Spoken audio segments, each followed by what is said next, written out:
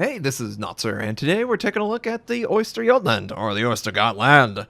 It's the Tier 9 Pan-European DD, and this was a great game. Hopefully you guys enjoy it. The build on the screen, main armament protection, we have steering and propulsion, improved torpedo speed, and also the incapacitation portion of Mod 3 is really beneficial towards DDs. Improved acceleration, concealment, improved rate of fire on my torpedo tubes. For my commander, we have priority target, last stand, survivability expert, concealment, radio location, faster torpedo reload, and adrenaline rush. This is the exact same build that I run on my Holland, and I have had massive success with it. So, we spawned at the center of the map, and I went towards the closest objective. I feel like that is what every DD should do. Now, would you capture the objective? Well, you got to read the situation. And to me, this area of this map is very closed off. I can afford to be a little aggressive.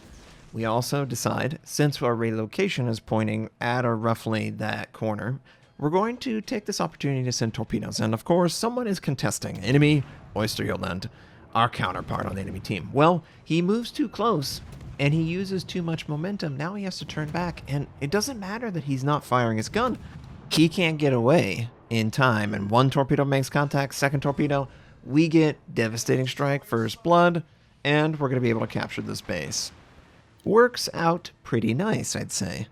We didn't honestly trade anything. I don't even think I took a single point of damage. Someone did attempt to fire on me, and the Leningrad is basically full life. That was a textbook play, and I think that obviously the decisions that I made directly impacted that. Now, beyond this point, we could completely screw this up, but starting and going towards the closest contested and relying on the fact that, the average location that enemies spawn and where they would be on the map, on a map like this, they usually spread out wide and the center is usually open. Now, maybe someone's going to try and make a crazy play. That's why you give yourself an out. You always go to a base making sure that you can either turn away at full speed or are facing away at full speed. That way, as a DD, you can go after objectives, but still actually survive. One of the top comments and one of the top posts on subreddit is about a DD being the last to survive among 6, and it was only like 3 minutes or 4 minutes in the game. Like, that's DDs literally rushing in to kill themselves, and DDs rushing in to kill themselves. Well, we know where the radar is from. That Missouri got that Leningrad. And this is also a great example. Because he decided to do a different action, he gave the player a reward for that skill. Whereas if he would have, stayed in this area, that we obviously were, maybe the Missouri doesn't move forward to try and get that kill. Maybe that opens up another play somewhere else. So every single action in this game has consequence, and I love that about it because the cooldowns, obviously, they're extensive. If you accidentally use a radar, well, sucks for you. Same with smoke. So we know very well this Missouri is right there. So instead of going straight across, which our friend unfortunately discovered, I'm going to go the long way. I think that's the right play. And, I just can't put my finger on exactly why I think that's the best play. But, yeah, I just do. And, oh, yeah, that's why. Because that Missouri. So he pulled back. That was clearly a play based on radar. That's the only reason he got that far forward, because he had that kind of information. So anytime that a radar is in use, I always interpret it as the opponent is looking to make a play. He's not looking to sit there and just keep it spotted. So I find more often than not, just hang out, stay cool. What's the worst that can happen if you just hang out? And if you have to compensate for that, you know what? You can compensate for that. And hello, Mr. Missouri. So I'm going to feel a little cheeky here. I open fire, hoping that he'll shoot me, and I'm going to angle my position. I am trying to bait him into staying in the area.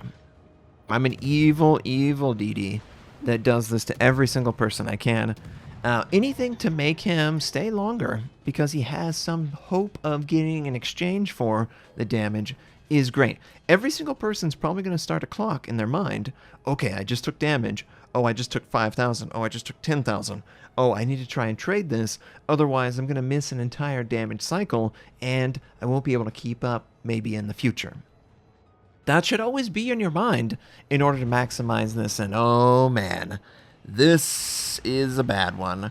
We've got about 20 seconds left on torpedoes, which our build is well equipped to deal with this problem. I just could totally get screwed by this player's play. So I'm just going to try and keep him spotted for my team and stay directly behind the island. Notice the shores behind the island over there. He is absolutely willing and able to kill me in a heartbeat. I think what he's looking to do is potentially cut around here and help the Missouri out. And oh man, this Missouri, he thought he was so cool, but he wasn't. We got him with our torpedoes. He gets a little bit of damage, but most of it is actually absorbed by the island itself. There was not a play there that he could kill me in one hit. I have detonation flag protection, and I'm basically full life. And he's an American battleship with HE. Not gonna happen. But this Bayern, I was under Hydro. I was like, where is he exactly? He's going deep. He's going all in. And oh my God, he's gonna kill us. Please help me. Whoa, Georgia. Georgia coming through with that kill, man. You're so beautiful. I was dead to rights, you know. It was over. There was no way. They were making the tombstone. They were drawing up the casket. The Bayard was supposed to kill us, but he didn't. And it's all because of that Georgia man. That is a perfect example, Wargaming, where we can do better to reward players. The Georgia deserves some sort of savior ribbon. That is the quintessential savior scenario. Someone who is, you know, pretty much established direct counter, is at point blank range, and is going up against you when your torpedoes are on cooldown. I mean, like, I'm dead. So I would love for there to be just more emphasis on players being rewarded for actions like that, because that Georgia's action is more impactful than if he were to do something different. Maybe if he would have fire on a target in the background, farming damage, you know, more frequently versus holding his fire because he expects someone might be coming to harm another player. I think that the overall community would absolutely stand to benefit from some sort of reward like that. If you get something like that that's significant, players will go seek it. That's all I'm saying. That's the last thing you'll hear. Now, there is one more DD in this game, and unfortunately, this is a very close game. I suspect, because radiolocation is suggesting, that enemy DD is actually right here. And yes, he is right here, and conveniently 50% life. So this isn't going to take much time, and there's nothing he could do at this point. We just outplayed him, and in fact, me plus the Georgia outplayed. This was a 3 versus 2 scenario. Each player went in one by one, and us, the 2 players, were able to work better and together to work out all 3 enemy ships, the Missouri, the Bayard, and of course the Gamo, before any of us died. And in fact, we took very little damage. So part of it is it's random battle, and you can't go at the same time.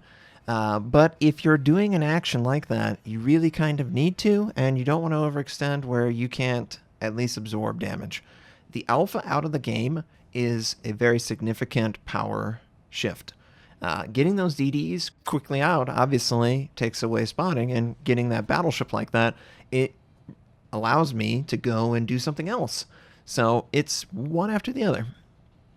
And you know, I loved this whole scenario because it just showcases really great teamwork, and the right kind of strategy can go a long way to making a difference in a game that, you know, I don't think the Missouri is a bad player. The Missouri, in fact, is a good player. Same with the Bayard. And maybe the Umo as well, because I don't know what the situation was on the other side of this match. But as far as what we have done, we have maximized our input, our direct impact on the game, while minimizing the risk. And that's honestly the goal every single game. So I back up very slowly. I position myself so that I can torpedo, and I'm considering sending torpedoes to either screen or damage. And the way I see it is players are more likely to go around islands and hug them if they're making a push. So I say, okay, friendly cruiser, well, he's under radar, I'm under radar, and he's going to use smoke. So I feel like I need to send my torpedoes in this position. Otherwise, whatever's going that way will absolutely massacre him. And oh my god, this is the worst possible position he could have gone. We're going to get, team kill right here. And it's not looking good. And in fact, it wasn't. But the enemy Missouri bails us out, and our torpedoes harmlessly hit the dead carcass of our friend. And I'm not complaining. Maybe our friend would be complaining, but I didn't really have a safe way to assist. I really wish that there was some way to tell a ship that there's a torpedo on your right or a torpedo on your left in a quick action announcement. This game would just really benefit from more direct communication in bite-sized hotkey chunks rather than relying on voice comm or text. Text is just going to take too long. You're not going to do that, right? At that point, you might as well not do it. But if you could easily go like, hey, buddy, torpedoes inbound, and highlight them, maybe if I give that information, he gets extra information that he can use. Maybe it just highlights the fact that, hey, these torpedoes are yours. Be careful. But regardless, enemy's trying to make a big play. I am doing everything I can to deny him any success. And we island camp like a champ. But it still doesn't matter because it's 3-2. We've had the 2-1 for a little while longer than the enemy. And in fact, that one extra ship is really giving us the advantage. But this is anyone's game. So I have to stay focused and survive. So we're going to slowly back up. There is a battleship that is somewhere in the center, Colorado, as you can see. And the Colorado is probably the slowest ship in the game that the Ostergotland will ever face. So I'm smiling. I don't have any frustration. One thing that is noticeable, though, we're obviously going to do damage to the Colorado while he's in range. My radio location is not pointing out. So I really want my teammate to know that there is someone closer to my position than the Colorado. That's why I love radio location. And radio location is just going to become even more important against submarines. This is sort of a side topic while we're just chip damage the Colorado. I'm just trying to get a fire.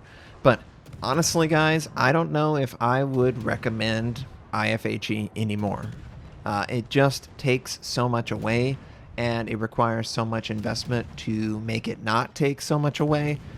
Radio location is just superior in so many scenarios for DDs and cruisers.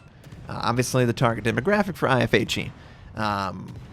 Battleships, if you take IFHE, I guess, do whatever you want, but the 4 points for a cruiser, especially radar cruisers, is a no-brainer.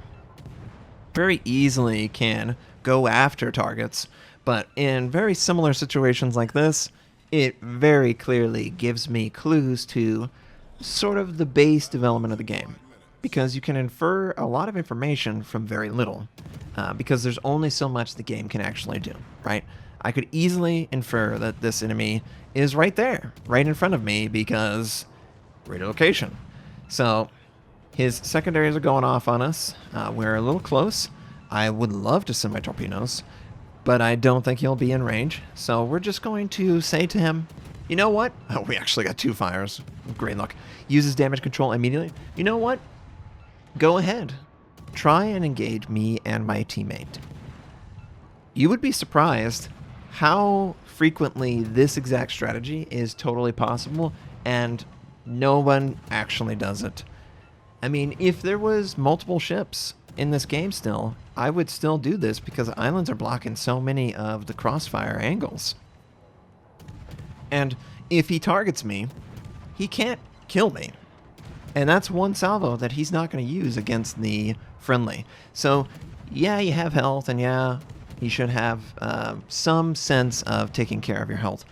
But you pay for your full ship damage before you even load into the match. It's already paid for. So it doesn't matter how much health is remaining on your ship as long as there's at least one. And this enemy, Musashi, he is obviously overwhelmed. He's trying, but it's just not going to happen. And friendlies get the kill, and that's the game. Boy, I really enjoyed this game because of the weirdness of some of the actions and just point-blank brawling. That Georgia, huge savior. I will repay him with the only thing that I can. 1 point of karma. Plays well. Thank you, sir.